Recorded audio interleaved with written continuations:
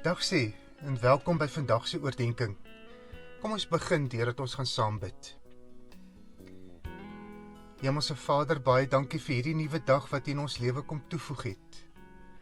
'n Dag waarna ons kan uitsien om ook in die klein dingetjies vreugde te kan vind. Gee dat ons ook dinge kan raak sien vandag wat ons soms nooit kon raak sien nie. En dat ons waardering kan hê ook vir daardie klein dingetjies. Dankie dat ons mag fokus op U woord vanoggend. En dat ons ook op ons reis vorentoe ook besluite kan neem, nie net vir vandag nie, maar ook vir môre en oormôre. Dankie dat U ons telke male ontmoet wanneer ons U woord oopmaak. Dankie Heilige Gees dat ons ook kan onderskei wat U woord is ook vir ons in hierdie tyd. En gee dat ons ook daardeur elke dag versterk kan word in ons geloof en dat ons elke dag voluit kan lewe net tot U eer. Ons bid dit in die naam van Christus Jesus. Amen. Ek hoor mense gesels deesdae oor die voor-corona en die na-corona tyd. Dit wat ons gedoen het voor die virus ons lewensritme kom verander het en wat ons nou en ook hierna gaan doen. Die Bybel gebruik ook so 'n uitdrukking wanneer die Bybel sê, toe, maar nou. Eens was dit so, maar nou gaan dit so wees. Hierdie maar nou vra van ons as mens 'n buigsaamheid, want ons hou mos nie van enige radikale verandering nie. Moenie aan die bekende kom torring nie, hoor ek mense sê, want dit, die bekende, gee vir my 'n stukkie sekerheid en vastigheid, waar verandering die onbekende en onsekerheid voorspel.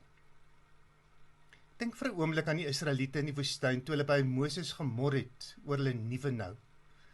Ek lees daar in Eksodus 16 vers 3, as ons maar liewer in Egipte omgekom het deur die hand van die Here terwyl ons by die vleispotte kon sit en oorgenoeg kos het om te kon eet. Nou het julle ons laat wegtrek tot in hierdie woestyn om die hele volk van die honger te laat omkom. Deesdae praat ons ook van die nuwe normaal. Dieselfde, maar dit gaan tog anders wees. Iets hiervan lees ons in die bekende Jeremia 29, waar die profeet die volk in ballingskap opdrag gee. Julle is nou al reeds lank in ballingskap, maar nou moet julle begin huise bou, tuine aanlê, die ekonomie bevorder. Want ek weet wat ek vir julle beplan, voorspoed en nie teëspoed nie. Ek wil vir julle 'n toekoms gee, 'n verwagting. Dit vra 'n buigsaamheid, soos wat die prediker dit stel. Daar is 'n tyd om vas te hou en 'n tyd om te laat los. 'n Wysgeer se kommentaar hierop is dat die probleem in die lewe is om nie om iets te besit nie, maar dat ons te geheg daaraan raak.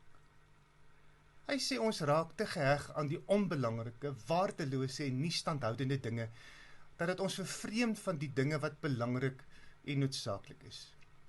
Nou praat hy nie net van besittings nie, maar ook ons drome, ons behoeftes en verwagtings. Wat is die dinge wat jy nou moet los, om sinvol in die nuwe normaal te leef? Ons leef in 'n tyd van verandering. Dink 'n bietjie vandag oor die volgende 3 dinge. Die eerste plek, wat is dit wat vir jou die afgelope 30 plus dae ongemak veroorsaak het, of dalk die dinge waarvan jy begin hou het? Die tweede vraag, wat is dit wat jy nou en in die toekoms gaan aanhou doen? En die derde vraag, wat is die dinge wat jy gaan los? Terwyl jy oor hierdie vraag gaan nadink, speel ons met 'n lied uit wat in die vorige eeue groot treffer was en wat Prediker 3 se gedeelte verwoord. Die lied se naam is Turn, Turn, Turn van die rockgroep Birds.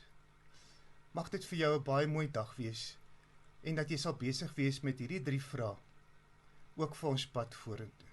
Mooi bly.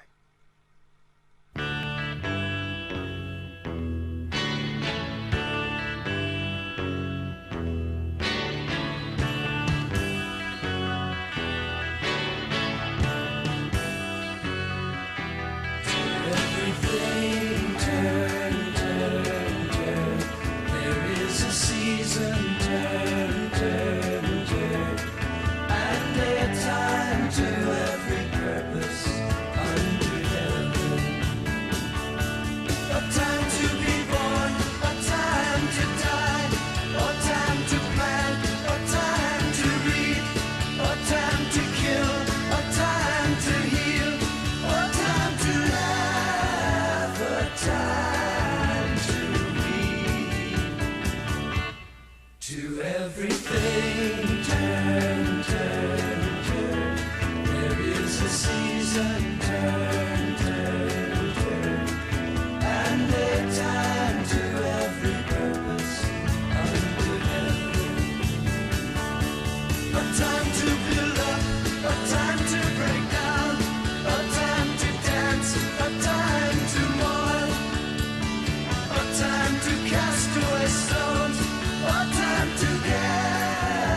understand.